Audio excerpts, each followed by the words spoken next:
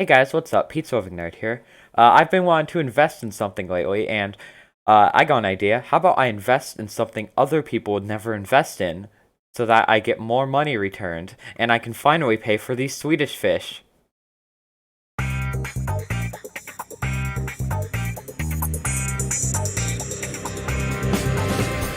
So, I watch a lot of YouTube, and I've been getting this one ad before a lot of videos I've been watching with a huge scam. So I'm gonna be showing you the ad that has been popping up on videos for me, and I'm just going to react to it.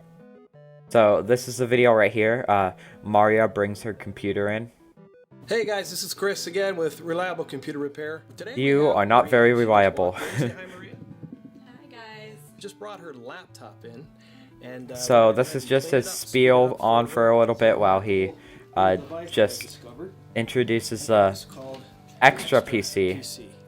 So it is USB drive, and on this that's exactly what it is. It's a normal USB drive. That's what he just said.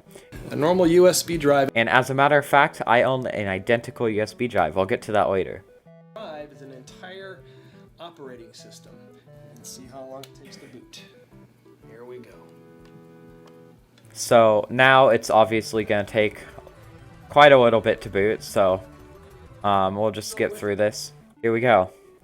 Now, one thing I'd like to say is her computer likely didn't boot this slowly when she got it. I'm guessing the reason it takes so long to boot is because she installs a lot of programs and such, and if you open Task Manager to her startup, you probably could get it booting similar again just by turning off all of those things in the startup, or by just reinstalling Windows.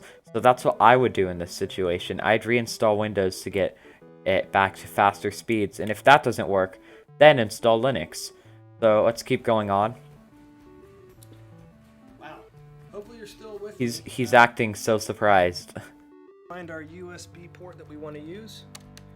That is a massive USB. And let's say I get my ThinkPad from over here.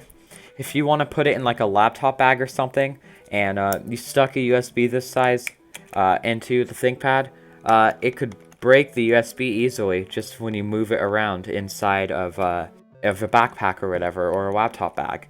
This could just easily snap in half and break if it's always sticking out like that. And with this, you're probably always going to want it to keep it inside of the laptop in order to get it to boot in the Xtra-PC.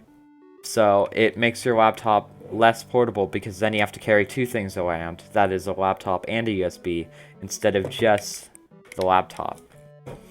Hit the power button and start hitting the F12 key. It'll bring up a menu that you need. There it is. That was super fast.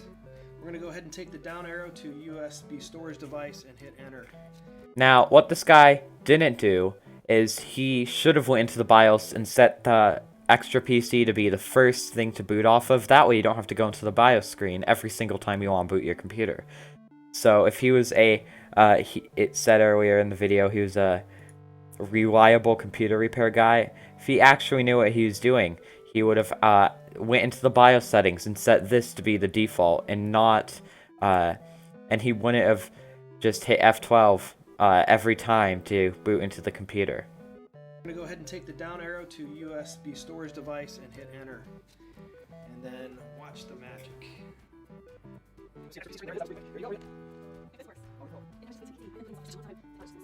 Boom.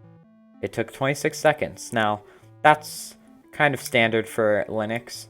Linux doesn't take that long to boot. I feel like systemd distros do take a lot longer to boot. I wonder if this is using systemd. I do like systemd a lot, but I noticed that distros that don't run systemd tend to boot a lot faster. Such a difference, and Office always took forever. Let's see. Wait, that's OpenOffice 4? Why doesn't this distro come with LibreOffice? It's much more complete, and you could add the toolbar, the notebook bar, in order to make it more like Microsoft Office. Also, I think that this might have been used before, because if we look right here, lakehouse.mp4 and boyswimming.mp4, those files were already there, which means that either the computer repairman booted into this before, or Maria did also booted it into before. It's one of those two. So clearly, they've already been using this device, and these reactions are fake. I mean, Chris, this computer guy, could just be showing her how it works and he's still keeping it for himself. And if that's the case, those files might make sense. But if he is actually giving it to Maria for her to keep, and these files are already on here, that means that this whole ad is fake, and all of these reactions are fake. Now, if we go into the website, there's 3 USBs right here.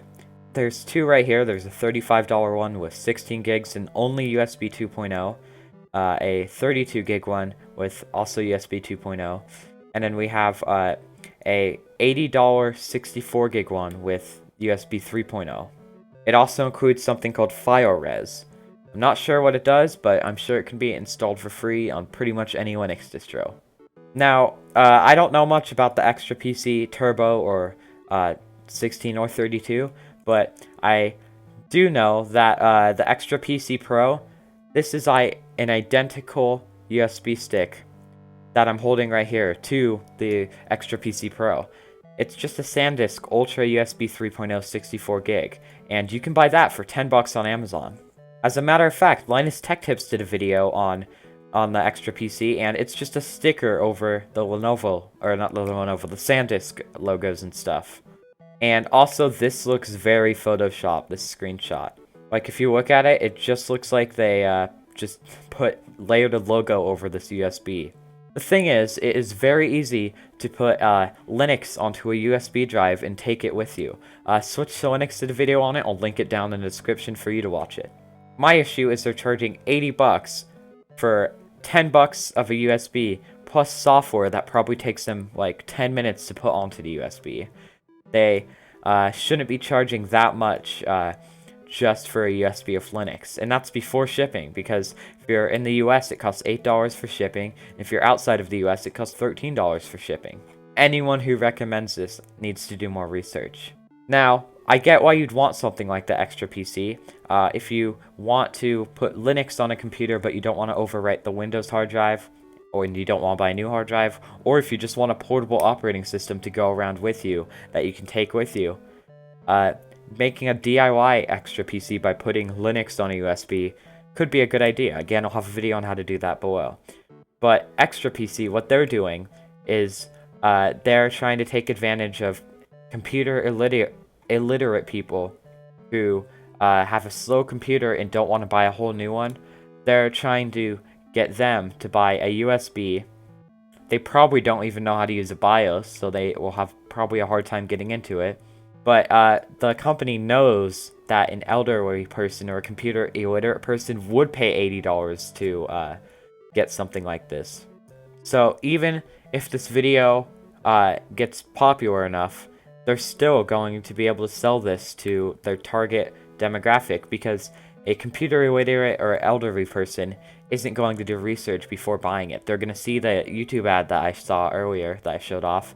They're going to be like, ooh, my computer's so slow, I want it to be fast. Then they're going to go to the xtrapc.com and they're going to pay $80 for a $10 USB just with Linux on it. And then when they boot into it, they're going to realize that they're running Linux and half the programs they had don't work anymore. And that is why I think this is a scam. It could be useful in practice, but the way they're marketing it is a scam, because they're basically marketing it as a take-it-with-you computer.